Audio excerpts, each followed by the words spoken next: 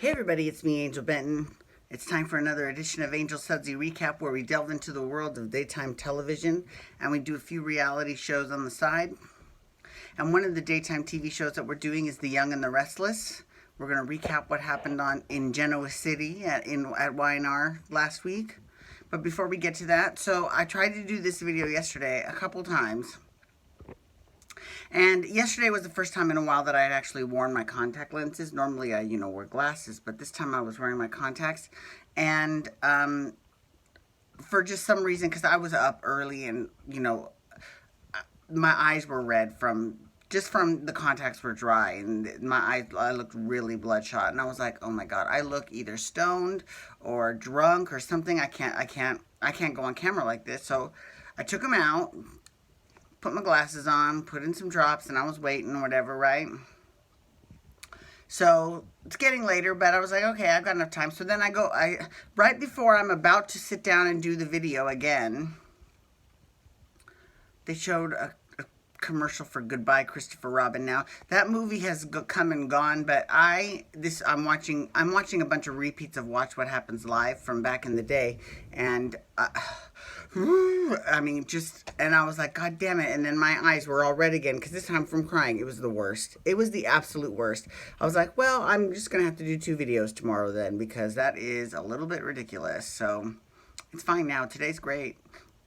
All right. So Young and the Restless. Let's talk about Young and the Restless. So on Young and the Restless this past week, there were a few different things that happened. First of all, I know I say this every single week, but I really do fucking love Dina Bergeron, because she is so fierce, because her level of I don't give a fuck is so high. It is fantastic. I love it. I live for it. It is fantastic. Now, a lot of it, here's the thing, they're actually writing off a lot of that as, her Alzheimer's. But I would like to think that only a percentage of that is her Alzheimer's. The other percentage is just her cantankerous personality. And I fucking love it. I think it's great. Good for her. If I had reached where she had in life, in status, and in money, and business, and then, I really wouldn't give 2 shits what other people thought of me. So my level of I don't give a fuck would be pretty fucking high too. So, yeah, I love it. I think she's great. What's unfortunate though, see, here's the thing. Before, it's not like we didn't know there was something wrong with her, because when she came back with Graham. She wanted to get in touch with her family before it was too late. And we didn't really, I'm getting my eyebrows trimmed, because that is like, ooh, that's really, okay, that's crazy. Yeah, I'm getting them trimmed this weekend. Next Saturday. Okay. So in terms of, like the incidents of her losing her memory, we didn't see that much when she first came on the show. We saw every now and then, we did see it. So it's not like they pulled this out of their butt. I guarantee you this was something that they were planning for quite some time. So, except now it's all the time. Now, I don't have anyone in my family with Alzheimer's, so I don't know. So if you can shed a little light on this to me in the comment section, please do. But, it just seems like it doesn't make a lot of sense, because now it's all of a sudden she'll be in the middle of a conversation and she can't remember. Now, I get if they were gradually moving things towards that, but I don't know. It just seems like a little much. And because it is so bad, I hope that, I love Marla Adams. She plays Dina. I think she's great. So I hope they keep her on. I really do. I love her so much. Okay. Moving on. I know every week is a freaking love letter to Dina Bergeron, but I don't care. I love her character so much. I think she's great. Okay, so let's talk about Victor, the big baddie in town.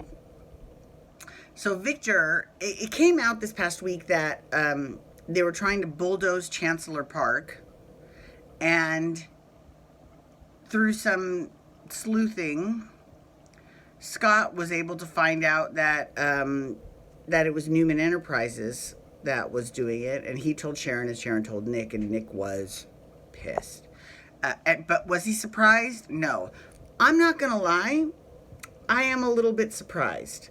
I mean, if the park is a memory to Catherine Chancellor, it's kind of crapping on Victor's relationship with Catherine Chancellor if he wants to tear the park down. You know what I mean? Like the warehouse district, back when Joe Clark came to town and he was buying up all of the properties because, you know, Victor wanted to, you know, bulldoze them. That's, I mean, whatever, either wherever you stand on that, it's fine. But in terms of the park, I mean, that's different because that is part of Catherine Chancellor's legacy. So that, I don't know if that, I mean, that seems slightly out of character for Victor. It really does, because he loved that woman. Not like loved her like he loves Nikki, but like, you know, he had such a great respect and admiration for that woman. So it's kind of strange that he's willing to just kind of crap on her memory, and then say something stupid like, well, we can put up, you know, condos and we can name the building after her. Okay. And of course, Victoria is totally falling in line. Here's one of the drawbacks to that storyline. Well, it's not necessarily that storyline. Just the Victoria is a bitch storyline. First of all, I'm upset that we now know what that tinnitus is and she isn't getting it anymore, because I love that. But just saying. But in terms of Billy, because Billy Abbott is, you know, his storyline was Victoria forever. Even when he was with Phyllis, even before he was with Phyllis. Who was he with before Phyllis?